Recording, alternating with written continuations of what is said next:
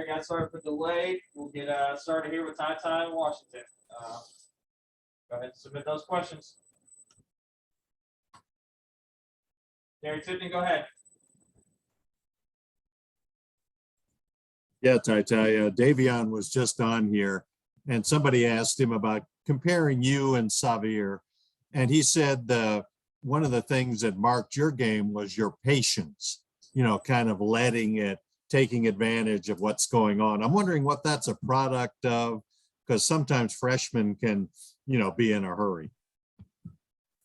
Just growing up my whole life playing the game of basketball, I never been sped up or rushed or anything like that. I always played at my own pace. I mean, I understand I'm not the fastest or the most athletic. So, I just, play at my own pace, just use my IQ, my awareness to get to my spots and stuff like that.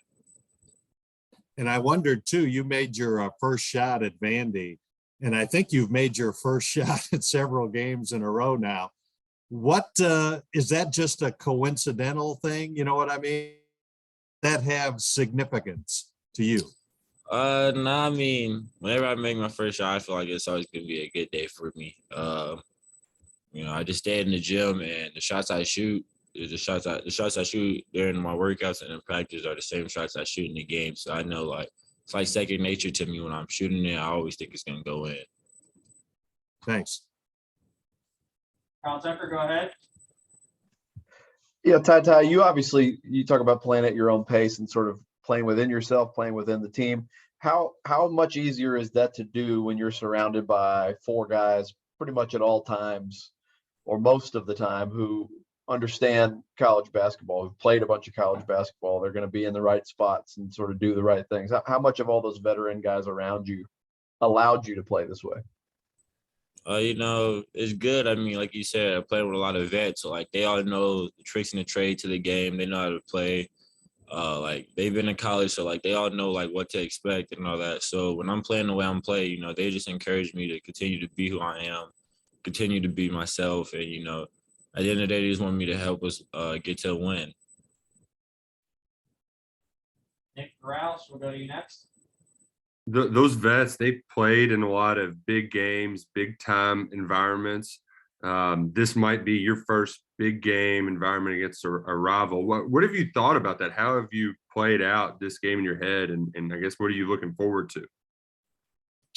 To be honest, I really haven't looked at it in my head or anything like that. I'm just looking at it as another game.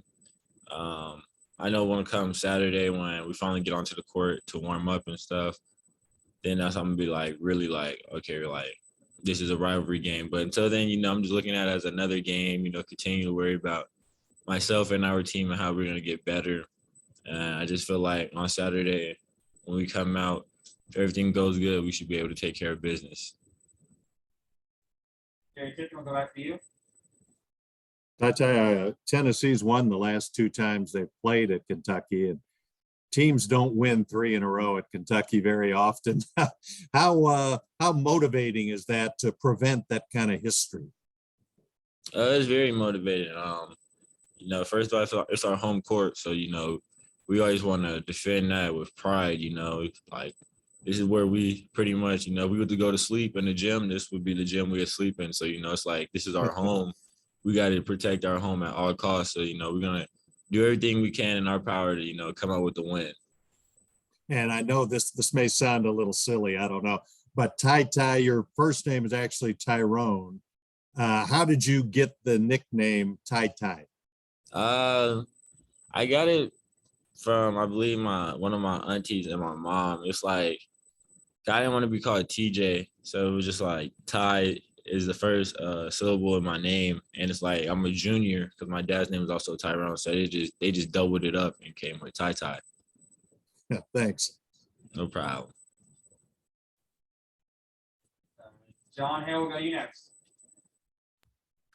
TyTy, what is the key for you guys executing better in those close games down the stretch? Really just being patient. Knowing our time and situation of the game. The last minutes of Vandy, we were still playing as if the game just had started. Flying up the court, rushing, trying to get quick shots when reality, we were up where we could have just, slowed down, settled down, and started executing our stuff. So, we watched the film on it. We know what we had to do.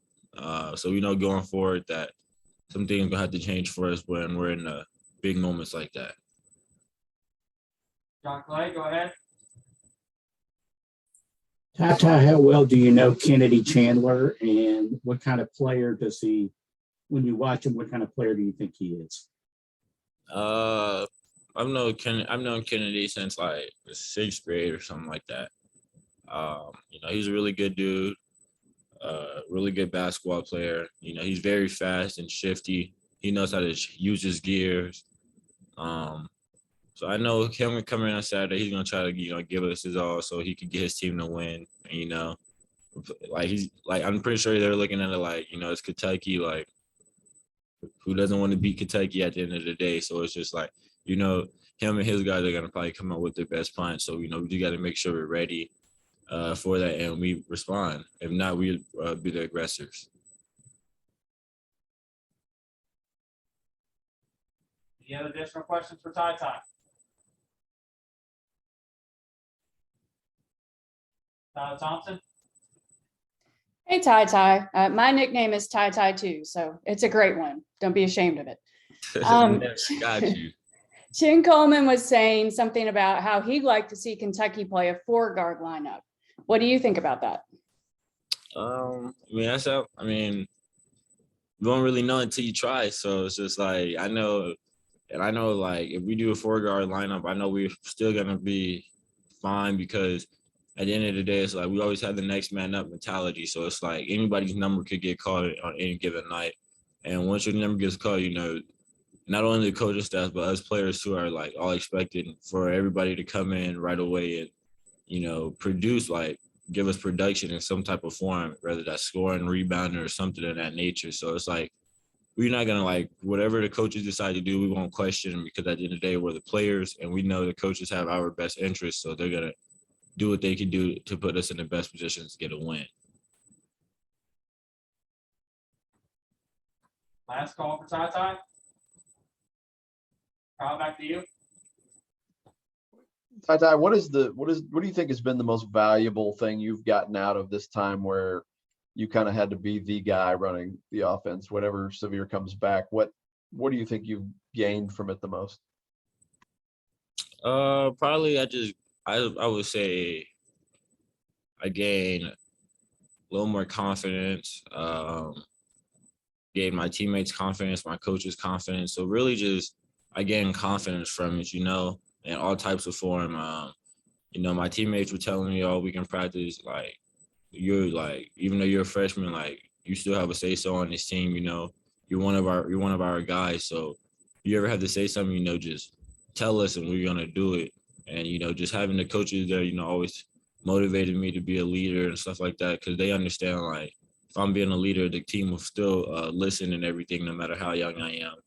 And that's like vice versa with anybody on the team. Anybody on the team can lead. So it's just like getting that type of confidence right there just, always takes pressure off your shoulder and feel like you could go out there, play freely.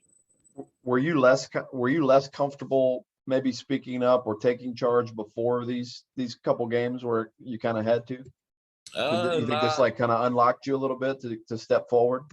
No, not really. It was just like, when we had Xavier, he was more, him and Keon were more of like our, vocal leaders on the floor and stuff like that. So it was just like from here and there, I said what I had to say, but really it was just them two leading. So with Xavier going out, it was just really Keon. So it felt like I just had to step up and, help not only him, but our team, lead. If I'm seeing something on the court and I'm not saying nothing, I feel like that's only gonna, hinder our team. So over these past 3 games without Xavier on the floor, we huddling up our guys a lot. We were talking through the huddles. During timeouts, we were talking. Practices, we were talking a lot. So we just, basketball is very important when you have good communication. Terry, I'll circle back to you. Yeah, TyTy, I was just thinking that I think Coach Coleman and some of your teammates say that you catch them by surprise at the end of the game when they look at the stats. They're thinking, boy, TyTy had a good game, but 17 assists, we didn't realize. How surprised are you sometimes when you look at the numbers? I mean, I'm not really surprised because like I kind of sense like, especially when I'm like rebounding and stuff. I kind of sense the rebound because I feel like I try to go down there and battle with the big guys. Mainly Oscar. That's who I'm really battling with. But as far as like points and assists, when I look up at the end of the game and I see that, it's just like, you know, even if I'm not scoring the ball, well, I always try to find ways to still help my team win, you know, be productive at the end of the day. Like, I don't want to be on the court just holding up space. So might as well rebound, get your teammates involved, you know, get a few fouls at least or something. So it's like, I always go out there with a winning mentality at the end of the day. Thanks. Anything else for TyTy?